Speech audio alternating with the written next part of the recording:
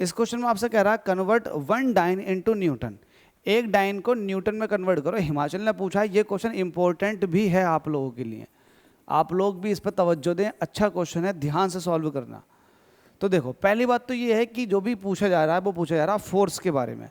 तो आप यहाँ पर लिखेंगे, सॉल्यूशन लिखने के बाद में लिखेंगे फोर्स।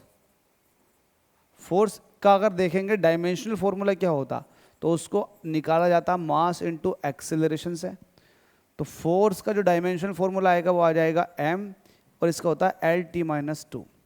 तो यहाँ से आप ये देखेंगे कि a कितना है 1 है, और b कितना है ये भी 1 है, और c कितना -2 है।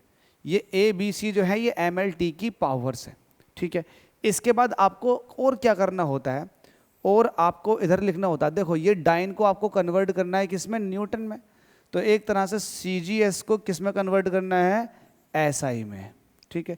तो CGS में आप देखेंगे मास है, देखो ये मास है, तो मास जो होता है ना वो होता है 1 ग्राम। वहीं SI में जो होता है वो होता है 1 किलोग्राम। वहीं अगर लेंथ की बात करेंगे तो ये होता है 1 सेंटीमीटर। इसमें लेंथ की बात करोगे तो ये होता है 1 मीटर के बराबर। टाइम की बात करोगे तो ये होता है 1 सेकंड, और इसमें टाइम की बात करोगे तो ये होता है 1 सेकंड। दोनों में टाइम सेम चलता। अच्छा, इसमें n1 कितना दे रखा, आपको कितने को कन्वर्ट करना, 1 को करना, ठीक है। और n2 में ये चाहिए कि कितना निकल कर आया।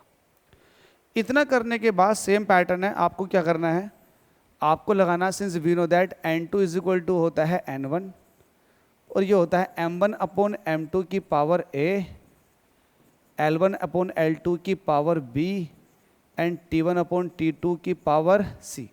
Is that clear? क्लियर है ना ये वाली बात, ठीक है।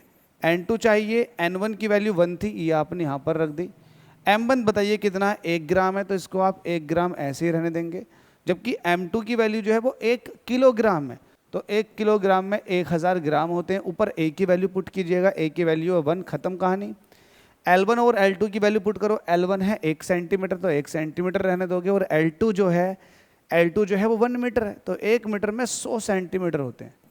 b रखोगे आप, b कितना, ये 1 है। वहीं टाइम की बात कर लो, तो दोनों में सेकंड है, 1 डिवाइडेड बाय 1, और पावर कितनी है, -2। कोई दिक्कत नहीं है, लिखने का कोई फायदा भी नहीं है। n2 कितना हो जाएगा, देखो ये कितना हो जाएगा, ऊपर जाएगा 10 की पावर -3।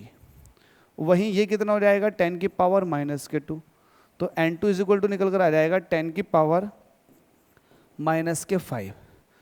तो n2 क्या है, ये जल्दी से बताओ। n2 जो है ये है काय में, मैंने इसको कन्वर्ट किया है डाइन को किस में, न्यूटन में।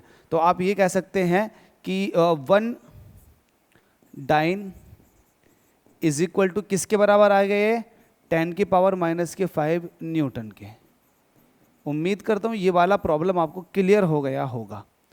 Is that clear? हिमाचल में ये क्वेश्चन पूछा गया है, तो आप लोग तैयार रहना, बेहतरीन से प्रिपेयर करो अपने आप को, और इस तरह के हर तरह के चैलेंज के लिए बिल्कुल तैयार रहो। उम्मीद करता हूँ क्वेश्चन समझ में आ गया होगा। अगला PFP देखते हैं। Thank you so much.